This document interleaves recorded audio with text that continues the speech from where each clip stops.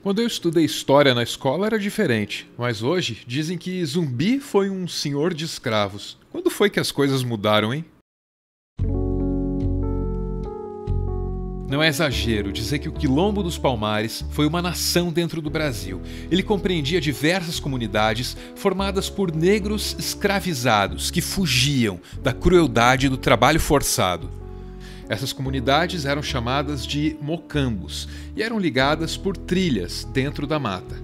Cerca Real do Macaco era o centro político e administrativo dessa nação rebelde. Era uma espécie de capital, com pelo menos 1.500 habitações. Palmares ocupava um território tão grande quanto o de Portugal, na região da Serra da Barriga, em Alagoas. Essa nação negra e livre resistiu a vários ataques por mais de um século, até que o bandeirante Domingos Jorge Velho foi enviado, com uma grande expedição em 1692. Seriam anos de combate, até a destruição completa de Palmares em 1699. Havia várias razões para que as autoridades da época detestassem Palmares. Em primeiro lugar, só o fato daquele núcleo de resistência existir já era um estímulo para que mais gente escravizada fugisse. E, em segundo lugar, havia o território, rico e fértil, do qual ninguém abriria mão assim tão facilmente.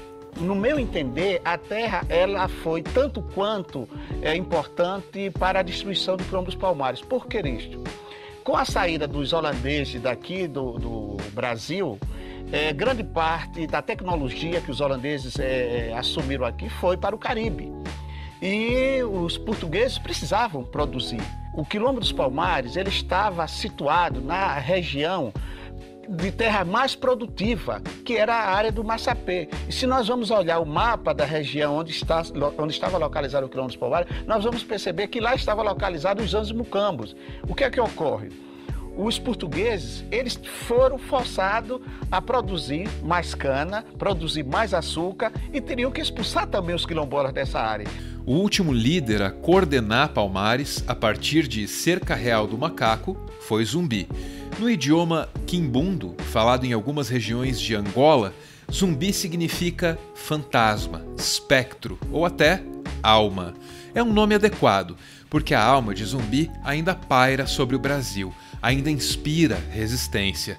Zumbi foi assassinado em 20 de novembro de 1695. A cabeça dele foi exposta em praça pública e essa nem foi a coisa mais malvada feita com o corpo dele.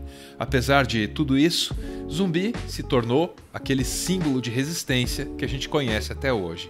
A ausência de uma história mais bem documentada para esse líder permitiu que mitos se formassem em torno dele.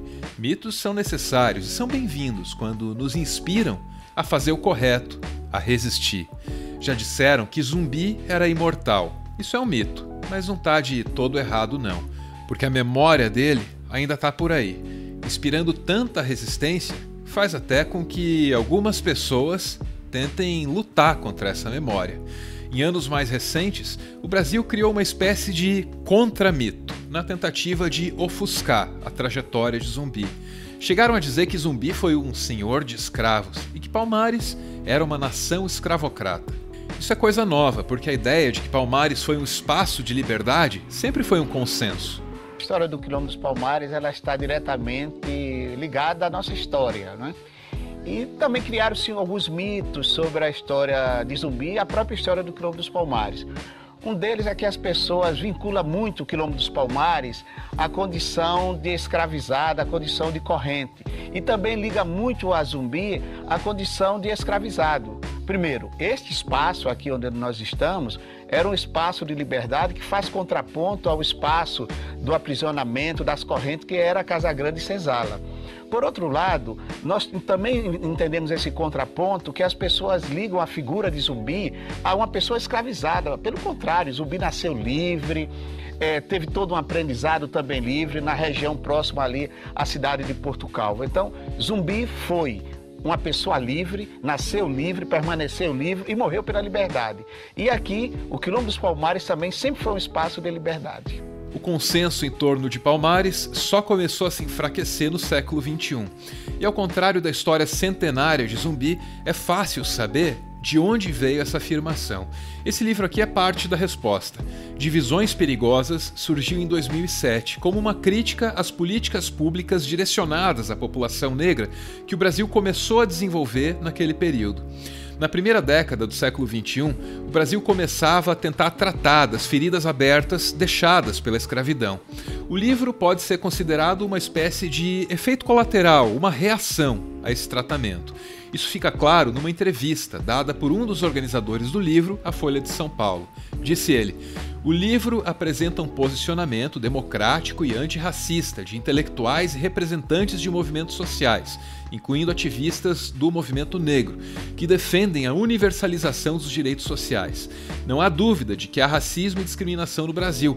O grande debate é se a racialização das políticas públicas é a melhor maneira de superar as enormes desigualdades presentes no país." E nesse livro, que foi escrito como uma crítica das políticas públicas direcionadas à população negra, você pode ler o seguinte: os escravos que se recusavam a fugir das fazendas e ir para os quilombos eram capturados e convertidos em cativos dos quilombos.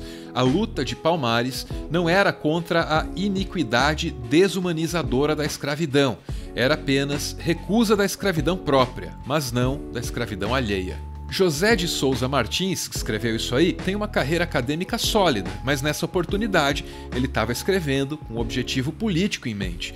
Ele fazia parte de um grupo de autores disposto a contestar determinadas políticas públicas. Além disso, não há prova documental da escravidão dentro de Palmares. E ainda assim, a mesma afirmação se repete nesse livro aqui, que diz: os quilombos mantinham relações com a sociedade que os cercavam, e esta sociedade era escravista.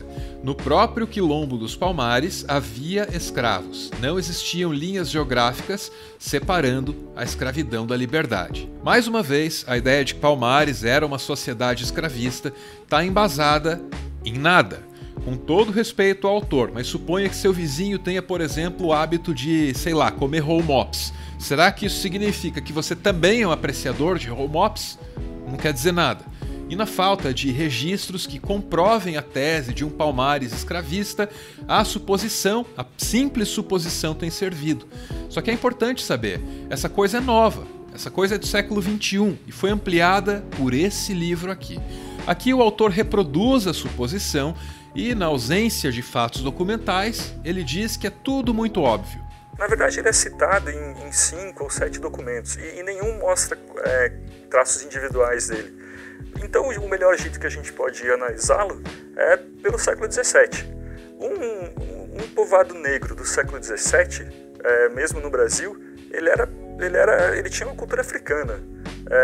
Era ridiculamente óbvio, vários historiadores brasileiros falam isso, que é óbvio que ele tinha escravos.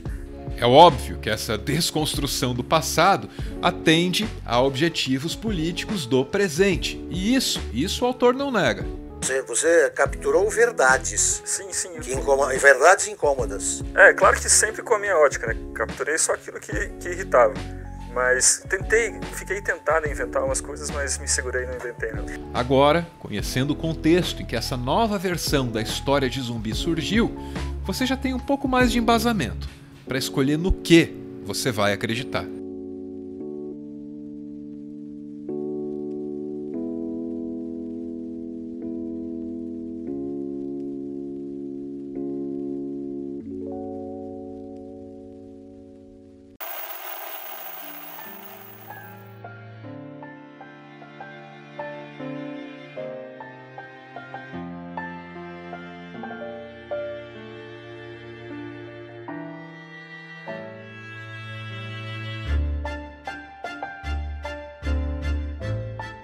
Muito obrigado por ver esse vídeo até o final. Como você sabe, o Meteoro é mantido graças a uma campanha de financiamento coletivo. Quem participa ouve um podcast exclusivo e aparece aqui no finalzinho para receber o nosso agradecimento.